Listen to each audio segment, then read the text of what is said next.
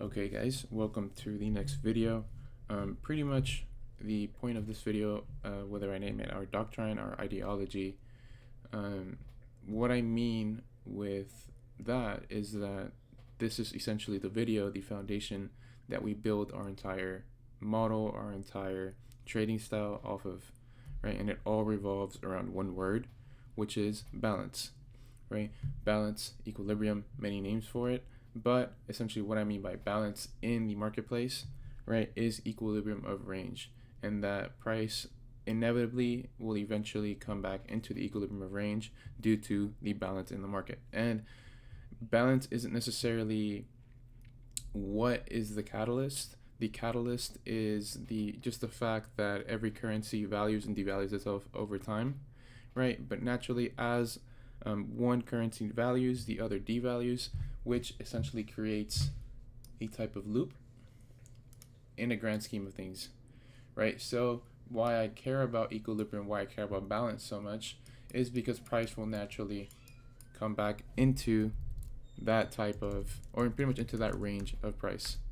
Okay, so as you can see here, right, Euro USD, right, plenty of times where we actually come back into the full range of price from what we are given, right? And this is where I derived, the entire balance situation, right? Because as you can see, even now in price, we just came back into that overall balance, that overall equilibrium.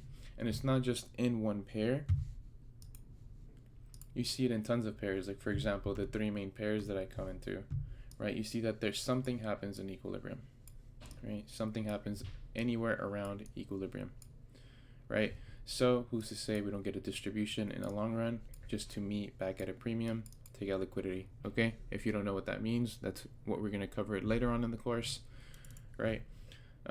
But that's essentially what I mean with balance, with equilibrium, okay? Even here, in GBPUSD, right? Although this one isn't the cleanest one, right? Balance is essentially subjective to how you view the market, right? As you can see, there's a ton of movement here around overall equilibrium.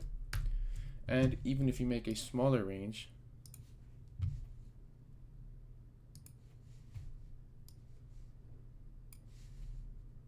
here,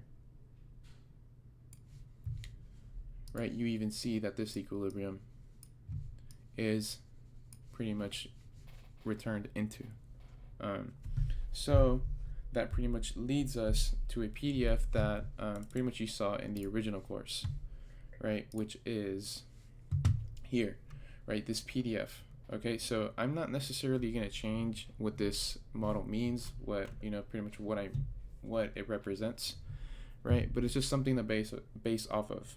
Okay, and there's a reason why I don't call the way that we trade smart money concepts, right? I'm not going to say it's a better version. I'm not going to say it's a refined version. I just think it's a different approach, which influences the types of executions, the way that you see the market, etc., etc. Okay. So this right here is pretty much what I call the algo paradigm, and it pretty much introduces you into the way, or it pretty much introduces you into what you're pretty much getting yourself into. So I named it central bank algorithm. And that's because I pretty much generalized that there's so many types of algorithms that serve many different purposes, right? But that's not the field of study that I'm worried about, because I'm more so worried about learning how to execute in this market, as you are, right? That would be more for different sides of the finance field, okay? So since we generalized it, right, what does an algorithm do in this aspect? Right, it pretty much creates price as well as reprice when needed, right, which creates that overall loop that we were talking about, that pretty much forces price to return to equilibrium over a set amount of time. I'm not going to say specific amount of time, over a set amount of time, because it varies due to whether it's economic events, whether there's many other catalysts that can influence that, right? But pretty much what I mean by they create price as well as reprice when needed, right? What I mean by that is that it's 100% manipulated. Every move is calculated, right, based off of insanely long numbers, insanely long equations, okay? So when you understand that, the algorithm or algorithms create price as needed, as see fit, right? If you can catch on to patterns, if you can catch on to an overall view, then you're able to quote unquote predict the price, right? That is the pretty much where the quote price is fractal originated from, right? Because you may know that the market tends to make a ton of patterns, a tons of repetitions, right? But it's important to know why.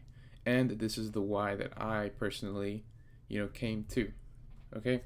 So after realizing that, I'm now trying to see essentially, as you see here in the pyramid, the different levels of I would just say money.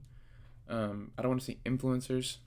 It's very misleading. So of course, major banks are going to be at the top because they have the most money, the most influence in the market, right?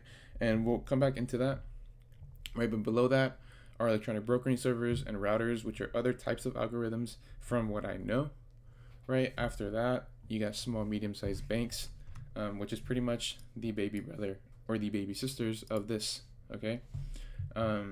Retail market makers, retail ECNs, hedge funds, commercial companies. This is going to be more so the size of your brokerages, per se, right? Or your smaller hedge funds that don't have access to millions and millions of capital. And then below that is us, the retail community, okay? That is where we are. So because we are at the bottom of the pyramid, we know that we do not influence price whatsoever from, based off of my knowledge, my experiences. Okay, remember, none of this is factual, right? All of this is my pure speculation.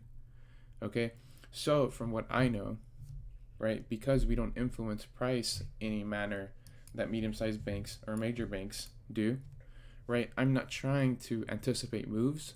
I'm trying to catch moves as they happen through the form of order flow, which is what we're going to pretty much cover down through the course, right? And yeah, that's pretty much what this entire PDF means. Right, essentially a rough foundation to build your entire style upon. Okay, so now back to what we talked about pretty much 3-4 minutes ago, that why I don't want to call this smart money concepts.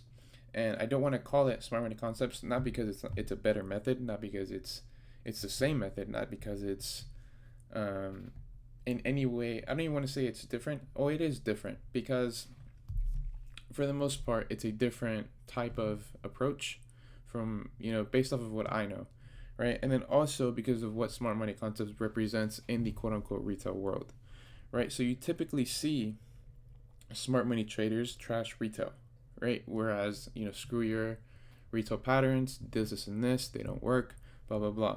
When in reality, it's not about the method, it's about how the method is used and the wielder of the method, okay? So I think taking that egotistical approach is very misleading, and in the long run, it can definitely hinder your growth. Why? Because it makes you unopen to many other possibilities, and you now think you know everything in the market, when in reality, nobody knows everything in the market. Okay? So, with that being said, your goal is to use this foundation, right, to then learn the ins and outs of this specific method, and then learn to apply it in your own way. Why? Because we each see the market differently, we each think differently, we each learn differently, right? Everything is subjective to the individual. So, like I said, this is the foundation that I want you to build your models, build your trading plans upon of. Okay? And yeah, for the most part, that's pretty much everything in this video. If you guys have any questions, please let me know. And yeah, I'll see you guys in the next video.